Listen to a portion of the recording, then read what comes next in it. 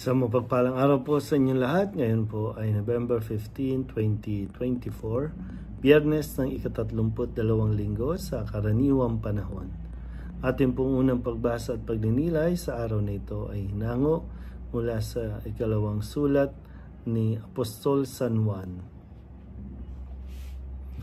Hirang naginang, labis kong ikinagagalak na makitang namumuhay ayon sa katotohanan ang ilan sa iyong mga anak. Alinsunod sa utos sa ating ng Ama. At ngayon, ginang, ako'y may hihilingin sa iyo.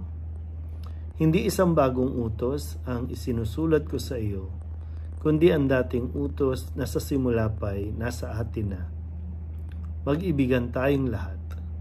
Ito ang utos na ibinigay sa inyo noon pang una. Mamuhay kayo ayon sa pag-ibig. At ito ang kahulugan ng pag-ibig na binabanggit ko. Mamuhay ayon sa mga utos ng Diyos. Sapagkat nagkalat sa sanlibutan ang mga magdaraya, mga taong hindi nagpapahayag na si Jesucristo ay naging tao. Ang gayong mga tao ay magdaraya at antikristo.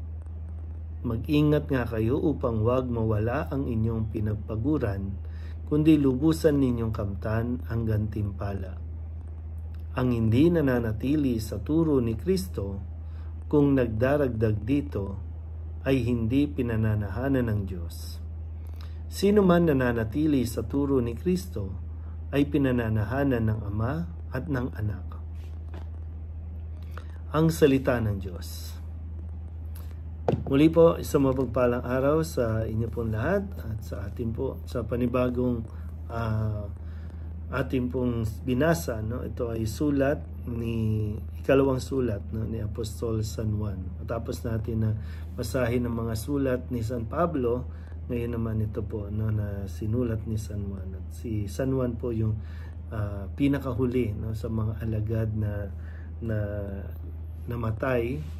Siya po ay namatay na kumbaga natural death, no. Hindi po siya yung na torture o na martyr katulad ng ibang mga alagad, pero siya po ay natural sa pamamaraan, parang natulog na lang, ganun po. At sa kanyang mga nilalaman, no, na sulat ay pinapaalala niya dito. Hindi ko lang alam mo kung sino itong ginang na ito. No? Pero kanina habang minabasa ko, dahil nga kung maalala niyo po, di ba, hinabilin ni Jesus ang kanyang ina sa kanyang minamahal na alagad na si Juan. At mula noon ay kasama na ni Juan, no, si Maria. So, po pwedeng si Maria itong kanyang sinusulatan ng panahong ito. O pwede rin namang ilang mga kababaihan dun sa komunidad, no, sa kanya pong pinaglingkuran. At dito nga po nakasentro pa rin doon sa pagtuturo sa kanyang mga anak tungkol sa mga turo ni Kristo, lalong-lalo na ang turo tungkol sa pagmamahal o pag-iibigan. Ito yung utos, magmahalan kayo. Maganda rin siguro, no, mapagnilayan natin lalo na sa mga magulang na ituro ba o kaya naman naipakita ba sa mga anak kung paano ang magmahalan. Sa ngayon, nakakalungkot man, pero ito yung realidad na dahil nga nagkakaroon tayo ng hindi lang absentee mother or father, kundi both parents ay wala sa piling ng kanilang mga anak habang ito ay lumalaki. Kaya nagkakaroon ng kakulangan sa mga bata na makita kung ano yung kahulugan ng pagmamahalan. Lalong na kung kinalalakihan nito na hindi nagmamahalan ng pamilya, puro away, puro gulo. So mahirapan talagang ituro ito. Pero ganun pa man ay pinapaalala pa rin sa atin yung kahalagahan na tayo ay mamuhay ayon sa pag-ibig. No, ito yung pinakamahalaga din, no? Pundasyon sa isang matibay na relasyon. Hindi lang basta pera, kasi puro pera yung iniisip natin na makakapagpasaya, makakapagpatibay. makapagtatahimik ng isang pamilya, no? Hindi sa pera, kundi kung tayong lahat ay matututo na unawain ang kahulugan ng utos na ito ng Diyos na mag-ibigan, tiyak,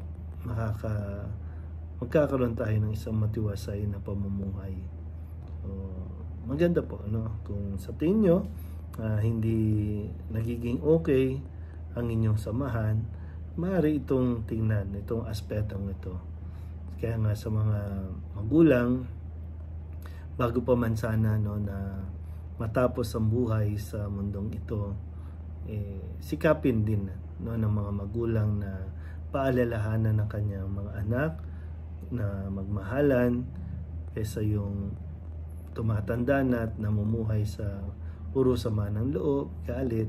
So, kaya ito po, no, nawa patuloy natin na pagnilayan ito, no.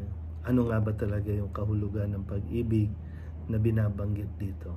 So, ang sabi nga niya, yun yung namumuhay ayon sa utos ng Diyos. Muli po, isang mapagpalang araw sa inyo pong lahat.